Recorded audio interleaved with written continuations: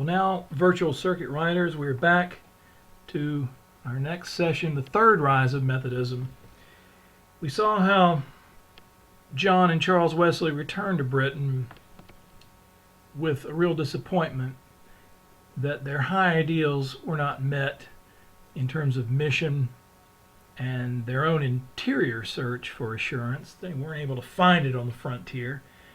And so the shift of assurance seeking goes back. The tide takes them back to London, and this London of the early 18th century, Charles arrives in December, John comes back in February, and they're basically left without appointments. They have no real standing in the Church of England, and they're able to preach periodically with friends and colleagues and within a network of churches that need preaching, but ultimately they return to the ecology of small groups of the Moravian brethren that were establishing themselves in London at the time. There were a lot of religious societies. After the Great Plague, there were networks of societies of the Moravians who were really on the way to the New World, but were using London as a stopping over point to make money for their passage there. This man here, Peter Bowler, becomes very important as John and Charles return. He's a Moravian brethren. Again, one who is leading small groups and has a spiritual assurance that is attractive to both John and Charles. And on February 3rd, 1738, both Charles and John meet together, and then soon after meet with Peter Bowler here. Let's just walk through. With nothing left for them, really, the climb to the pinnacle of the Church of England's over for them with the Wesleys' premature departure from Savannah. And so they re-enter a network just north and northwest, a little bit west of St. Paul's Cathedral in London. They enter into this ecology of small groups, meeting with the Moravian brethren, sometimes in Oxford, but most of the time in London. There were a number of meetings that led up to the heart-warmed experience, and you can just see these here in the book here, and I'm just putting them up there. John and Charles meeting again, then meeting with Peter Bowler, going back to London, rather Oxford,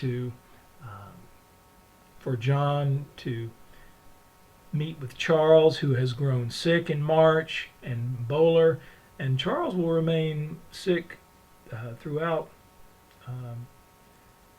the early spring there of 1738.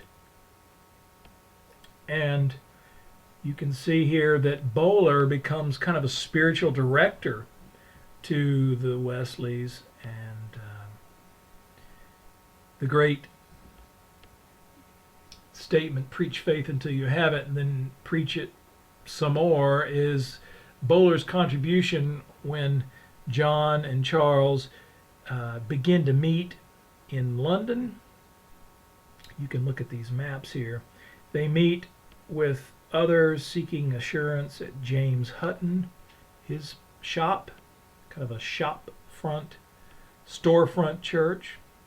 By May, Bowler and others are meeting with John and Charles in a Moravian chapel on Fetter Lane, again, just to the west of St. Paul's.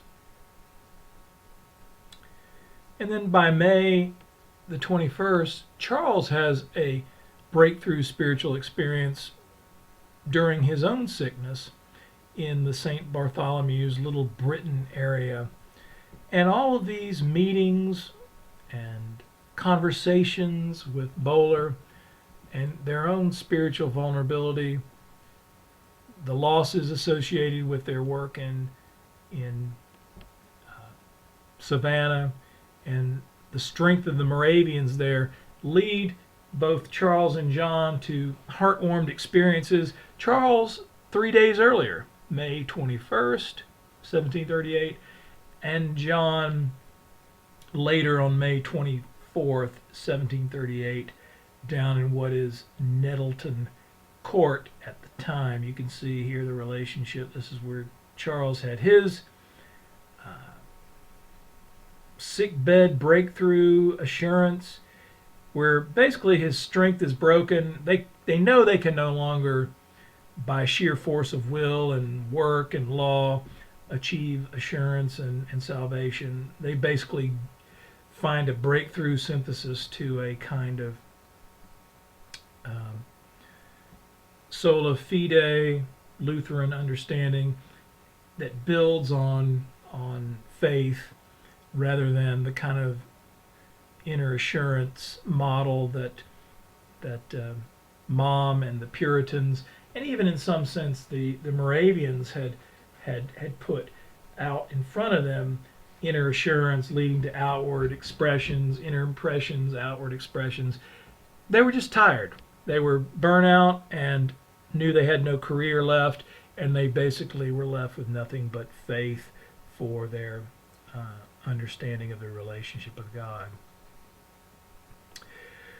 So I want to read a few passages of John's diary in which you understand the role of Peter Bowler and the role of these Moravian societies. You can see here Bowler's portrait, and then ultimately the Aldersgate, Nettleton Court area that John has his Aldersgate experience. But just listen to the passages in Wesley's journal from May of 1738. I asked Peter Bowler again whether I ought not to refrain from teaching others. Bowler said, "No, do not hide in the earth the talent God hath given you." Very powerful piece of faith working itself out in love. You've got talents, you put them in the ground, you put them in play, you give faith that God will take those talents and take them forward. Faith working itself out in love, kind of a passage that would be important for Wesley later on. Now, Wesley's preaching among Charles Delamont's groups, and there's a lot of groups of the former dispersed Methodists after they've returned from Savannah. And Wesley knows that his future is not very bright with the Anglican Church, because he knows he quickly left without letting the trustees of Georgia, the SBG, and Savannah know about it, and they needed to find a replacement. He says, on Wednesday the 26th of May, the day fixed for my return to Oxford, I once more waited, that would be the 26th of April, I once more waited on the trustees for Georgia, but being straitened for time, I was obliged to leave the papers for them which I had designed to give into their own hands. He basically was supposed to meet them and didn't have the courage to do it. He knew he would be reprimanded, and he basically did not face the music with the trustees for his failed mission. One of these was the instruments whereby they had appointed me minister of Savannah. So he tenders his resignation by giving in his authority as the minister of Savannah, which, having no more place in those parts, I thought it not right to keep any longer. Well, that's big of him. Then Peter Bowler consoled him and walked with me a few miles after this, again, failed meeting before the Board of Trustees, and exhorted me not to stop short of the grace of God. During the walk, I plainly declared to those whom God gave into my hands the faith as it is in Jesus. As I did the next day, I offered my faith to a young man that I overtook on the road. So you see, he's in the habit of trying to figure out his professional obligations, which are failing him, and his relationship to Oxford and his relationship to the church in the future. On May 1st, Charles' illness returned and obliged me to hasten to London. I found him at James Hutton's, sick. But he was better as to his health than I expected, but strongly averse from what he called the new faith. He's beginning to have a new faith in simply faith, rather than this overlay of works and assurance that that the Wesleys had been trained in throughout their life. This evening, our little society began in Fetter Lane. May 1, they began work at the Moravian Chapel with others at Fetter Lane, where Peter Bowler and others led in conversations. And it now pleased God to open his eyes so that he saw clearly, that we're talking about Charles, so that he saw clearly what was the nature of that one true living faith whereby alone through grace we are saved. So Charles is leading the way, as would often happen, and we're going to look at Charles in a later installment, how every great development within the Wesleyan revival in Great Britain and in Savannah and throughout the unfolding of Methodist theology, Charles was right there with John, sharpening him as iron sharpens iron. John is preaching on the 7th and the 14th in various churches throughout London, but many of the people, the pastors, have indicated to him that they would not invite him back.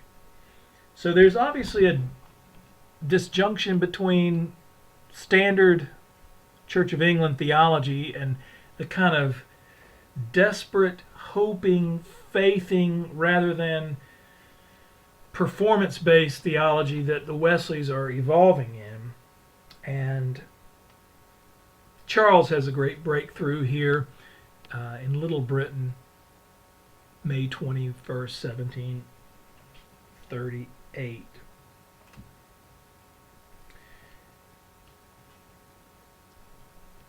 John continues on working with